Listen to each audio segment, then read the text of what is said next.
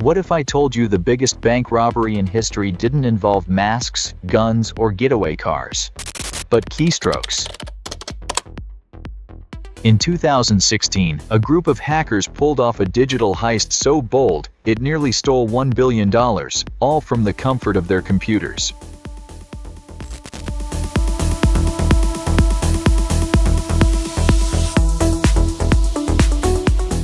They ended up with $81 million. But the real story is how close they came to shaking the entire global financial system.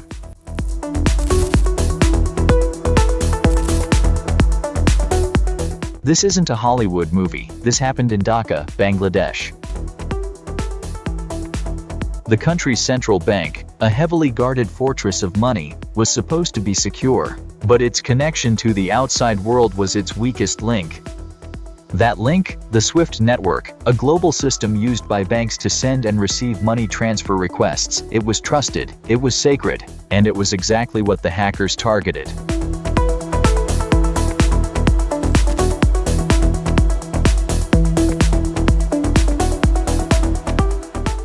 The attackers, allegedly linked to North Korea's Lazarus Group, spent months inside the Bangladesh bank's systems. They mapped out networks, installed malware, and waited.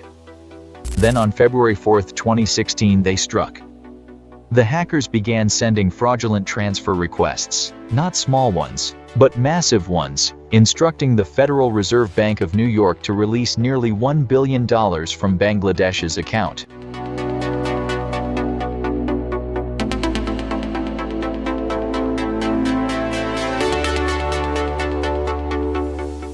"35 transfer requests, that's how many the hackers sent. If they had all gone through, Bangladesh would have lost $1 billion overnight."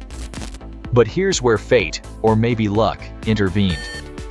Some of the requests raised red flags. One included the word Jupiter in the address of a fake NGO. But Jupiter was also the name of a Filipino bank branch. That coincidence triggered suspicion at the New York Fed. Of the 35 requests, only 5 slipped through, totaling $81 million. The hackers had thought ahead. The stolen millions didn't just sit in a bank account. Instead, they were quickly routed to the Philippines, converted into pesos, and laundered through, of all places, casinos.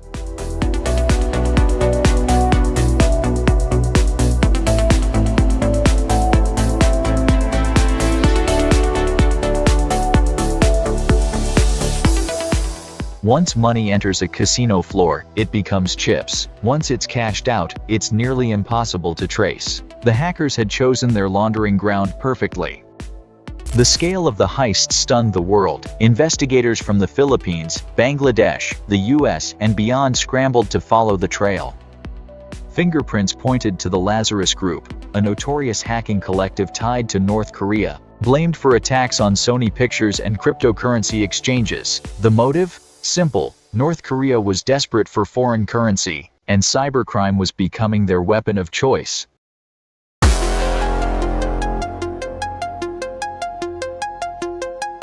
In the end, the hackers got away with most of the money. Only about $15 million was recovered. The rest?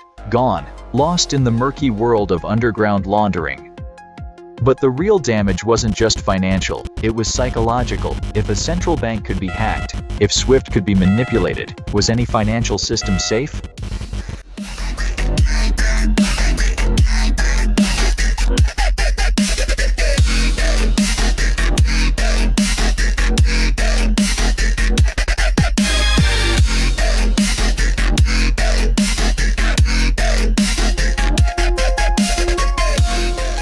The Bangladesh bank heist was more than just theft. It was a wake-up call.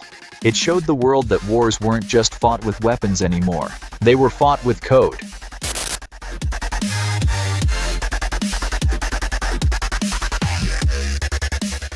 From North Korean hackers to state-sponsored cyber units, the battlefield had shifted.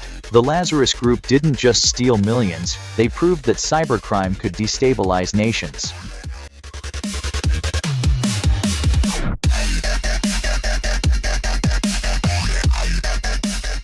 The $81 million digital heist wasn't the end, it was only the beginning.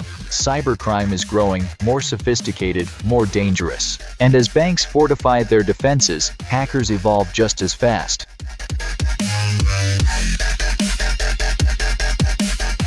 The next heist won't just be about money, it could be about power, about chaos, about war. After all, if a keyboard can steal $81 million, imagine what else it can do.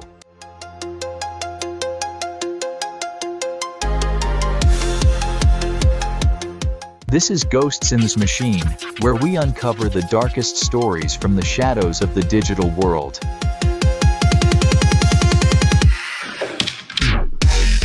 If you want to see more cybercrime legends, myths, and terrifying truths, make sure to like this video, subscribe, and share it with someone who thinks their money is safe.